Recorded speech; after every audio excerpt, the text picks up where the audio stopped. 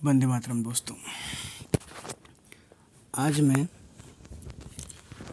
कक्षा 11वीं फिजिक्स के कुछ बहुत ही ज़्यादा इम्पोर्टेंट प्रश्नों को लेकर आया हूँ। ये ऐसे प्रश्न हैं जो सभी कॉम्पिटिटिव एग्ज़ाम में भी और हमारे आने वाले वार्षिक एग्ज़ाम में भी आपको बहुत हेल्प करेगा। जैसे कि प्रत्येक प्रश्न लगभग 2033 के आसपास है और ये प्रत्येक प्रश्न है, इन सब के आंसर जो है एक ही शब्द है। ये बहुत रेयर कलेक्शन है, आप इसे देखोगे अलग अलग बुक में आपको ढूंढना पड़ेगा, लेकिन मैंने इसे कुछ समय निकाल कर इसका कलेक्शन निकाल के रखा हूँ जो कि आपको देखने को मिलेगा। देखिए बेटा, अपने पास पहला क्वेश्चन आता है, शून्य सदिश का परिमाण होता है। वेरी इंपॉर्टेंट क्वेश्चन, ये हर बार पेपर में पूछा गया है। तो इसका आंसर कितना आएगा बेटा? शून्य आएगा। अगला क्वेश्चन हमारे पास में है, एक ही दिशा में कार्यरत दो सदिशों के मध्य कोण होता है। तो अब ये कोण होता है तो भाई ये डिग्री में बताना पड़ेगा आपको। तो इसका आंसर कितना आएगा? 0 डिग्री। क्या आएगा बेटा इसका आंसर? 0 डिग्री। अब नेक्स्ट हमारे पास में तीसरे नंबर का क्वेश्चन आ रहा है, सदिश।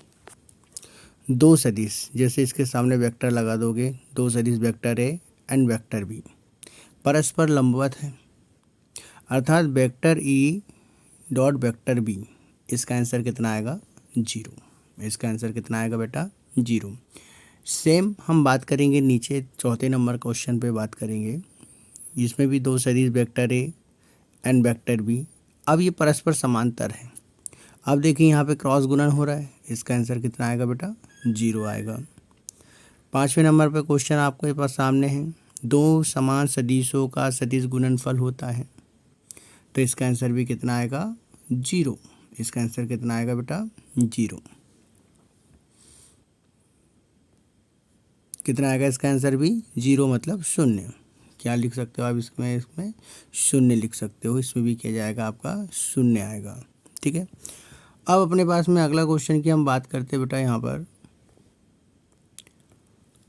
ये इसी का केप लगा के भी आप इसको बता सकते हैं, जैसे केप, आई केप, जे केप, है ना। ये जब भी क्रॉस में आपके सामने आएगा तो इन सब का आंसर कितना आएगा आप देख सकते हैं, यहाँ पे 0 ही आएगा, है ना।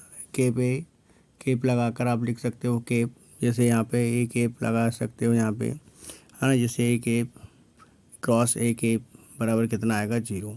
इसी प्रकार आई केप क्रॉस आई केप, इसका मान भी कितना आएगा? 0। जे केप वन के केप में भी इसका आंसर कितना आएगा बेटा? 0 आएगा। अगला क्वेश्चन हमारे पास में आता है बेटा, अपन यदि अगले क्वेश्चन की बात करते हैं तो प्रश्न क्रमांक 6। ये प्रश्न अब 3 सदिशों से रिलेटेड होता है ये, तो जिसे हम कहते हैं 3 समतली सदिशों का परिणामी होता है। तो इसका आंसर कितना आएगा? 0। कितना आएगा? 0। इसी प्रकार अब हमने 6 नंबर में कहा था कि समतली, लेकिन 7वें नंबर का क्वेश्चन बोलता है कि 4 असमतली सदिशों का परिणामी कितना होता है। इसका आंसर बेटा 0 लिखना है आपको। प्रश्न क्रमांक 8। अब देखिए, ये हमने जो प्रश्न क्रमांक जो दूसरा पढ़ा था उसी से रिलेटेड है कि दो सदिशों का योग अधिकतम होता है जब उनके बीच का कोण होगा 0 डिग्री। हाँ, अब प्रश्न क्रमांक 9, यह हमारे पास में दूरी से रिलेटेड एक्सरसाइज वो चैप्टर का है। चाल आपको पता है सदैव धनात्मक होता है, दूरी सदैव धनात्मक होता है ना। लेकिन आपको पता है जब वो चलेगी ही नहीं तो कितना होगा? 0 होगा। यदि वह पिंड यदि गतिशील होगा ही नहीं तो उसका आंसर कितना आएगा? 0 आएगा। तो इसमें क्या हो जाएगा? फिर 9वें नंबर पे देखिए, चाल केवल धनात्मक अथवा शून्य होती है। क्या होती है? शून्य होती है। 10वें नंबर पे देखिए, वेग धनात्मक होता है, ऋणात्मक होता है अथवा शून्य भी हो सकता है। ठीक है। प्रश्न क्रमांक 11 आपके सामने है कि एक समान गति की यदि हम बात करते हैं, किसकी बात करते हैं? एक समान गति में त्वरण हमेशा कितना होगा? शून्य होता है। बार बार प्रश्न बोलता है कि एक वस्तु नियत वेग से चल रही है तब उसका त्वरण होगा। इसका आंसर भी कितना आएगा? 0 आएगा। प्रश्न क्रमांक 13 है आपके सामने, प्रक्षेप गति में क्षैतिज वेग नियत रहता है, अर्थात ax बराबर 0। तो आप देखोगे बेटा यहाँ पे फुट में लिखना है आपको, ये जो ए के नीचे में आपको क्या लिखना है, फुट में लिखना है x बराबर 0। ठीक है, तो प्रक्षेप गति आपने देखा होगा, ये समतल गति में आता है ऑब्जेक्टिव। ठीक है, तो इसका आंसर कितना आएगा बेटा, 0 आएगा। प्रश्न क्रमांक 14 बोलता है यदि विस्थापन बल की दिशा के लंबवत हो तब किया गया कार्य कितना होता है, 0 होता है। अगला है इसी से रिलेटेड है प्रश्न क्रमांक 15, ये भी कई बार रूप बदल के आ जाते हैं प्रश्न। ये लिखा है यदि विस्थापन 0 है तब किया गया कार्य कितना होगा, 0 होता है। प्रश्न क्रमांक 16, पृथ्वी तल पर स्थितिज ऊर्जा का मान कितना होता है, 0 होता है। लेकिन गुरुत्वीय ऊर्जा का मान 0 नहीं होता। थोड़ा सा कंफ्यूज कर सकता है आपको, स्थितिज ऊर्जा दोनों तरफ लिखा है, लेकिन यहाँ पे हम गुरुत्वीय स्थितिज ऊर्जा की बात कर रहे हैं, इसका मान 0 नहीं होगा। तो कितना होगा, -mgr होगा। ठीक, जहाँ m क्या उस पिंड का मास होता है, g त्वरण होता है, गुरुत्वीय त्वरण, और r क्या होता है, त्रिज्या होती है पृथ्वी की। प्रश्न क्रमांक 18 देखेंगे आप। प्रश्न क्रमांक 18 हमारे पास में ये बोल रहा है कि अनंत पर पिंड की गुरुत्वीय स्थितिज ऊर्जा कितनी होगी, 0 होगी। ठीक है ना, समझ में आया आपको। गुरुत्वीय स्थितिज ऊर्जा कितनी होगी बेटा, यहाँ पर कहाँ पर, अनंत पर 0 होगी। 19 नंबर का देखिए, अनंत पर किसी पिंड का गुरुत्वीय विभव का मान भी कितना होगा, 0 होगा। प्रश्न क्रमांक 20 पर आ जाइए आप, है ना।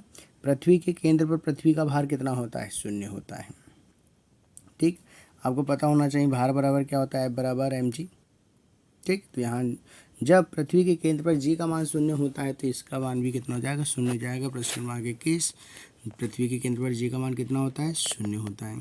प्रश्न क्रमांक 22 and 23 is a very important question है, बस थोड़ा लॉजिक लगाना है आपको। जैसा उसने लिखा है कि किसी वृत्तीय कक्षा में घूमते हुए पिंड को एक चक्कर लगाने में किया गया कार्य 0 होता है। क्यों, क्योंकि भाई एक चक्कर पूर्ण करने में विस्थापन 0 हो जाएगा। जब विस्थापन 0 हो जाएगा तो क्या गया कार्य भी कितना हो जाएगा, 0 हो जाएगा, क्योंकि हम जानते हैं W बराबर F इंटू डी फॉर विस्थापन, डिस्प्लेसमेंट। 23 भी यही है, एक वस्तु r त्रिज्या वाले किसी वृत्त के चारों ओर एक चक्कर पूरा करती है तो अभी केंद्रीय बल F द्वारा किया गया कार्य कितना होगा, 0 होगा। 24 हमारे पास में है। 24 क्या बोल रहा है बेटा, जब कण माध्य स्थिति में होता है, जब कण कहाँ होता है, माध्य। अच्छा, माध्य स्थिति क्या होता है, आपने पेंडुलम की गति देखा होगा, दोलन करने वाली गति की किया होगा। तो ये जो माध्य स्थिति होता है बेटा हमारे पास में, यदि कोई दोलन होता है तो इसका जो बीच वाला भाग होता है इसको माध्य स्थिति कहते हैं। जब ये दोलन करता है तो इस प्रकार से गति करता है। ठीक है, तो यहाँ पर ये जो बीच वाली कंडीशन होती है इसे माध्य स्थिति कहा जाता है। इस माध्य स्थिति में क्या होता है बेटा, विस्थापन 0 होता है, मतलब वो गति करता है। यहाँ पे उसका क्या होगा बेटा, जब अच्छा माध्य स्थिति में विस्थापन 0 होता है, लेकिन अधिकतम विस्थापित स्थिति यदि मैं यहाँ की बात करूँ तो यहाँ पर कितना हो जाता है, उसका वेग भी क्या होगा, 0 होगा।